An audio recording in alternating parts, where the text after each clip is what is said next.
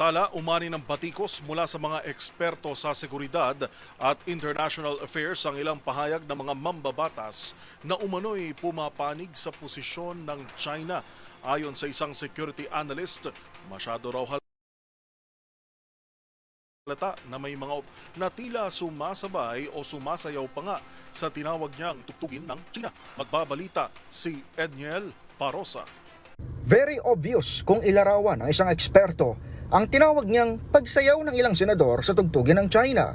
Sa panayam ng DZRH kay Professor Renato De Castro ng De La Salle University, kilalang international studies expert at dating consultant sa National Security Council, sinabi niyang maaring may kumpas ang ilang pro-China statement ng ilang opisyal ng Pilipinas.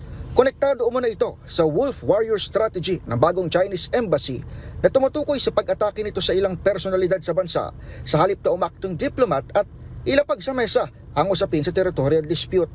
Obvious tignan mo natin, meron na nga akong kasabihan. Ako ay isang Tagalog. Ang isda ko nauhuli sa bibig. Di po ba? Sumasayaw ho sila sa tugtugin ho ng mga Chino. Ayun. Paliwanag ni De Castro, kapansin-pansing kasabay ng pagiging agresibo ng asal ng Chinese Embassy, bigla na lamang din kine-question ng ilang mambabatas ang posisyon ng bansa sa West Philippine Sea. Layon umano nitong lituhin ang publiko sa claim ng gobyerno kahit malinaw naman ang effective occupation ng mga Pinoy sa Kalayaan Island Group at may hatol na rin ang International Tribunal sa ating exclusive economic zone. Sa hiwalay na panayam, iginit ng maritime law expert na si Professor J. Batong Bakal na mali si Senador Marcoleta ng questionin nito ang jurisdiksyon ng Pilipinas sa Pag-asa Island na nasa labas ng EEZ.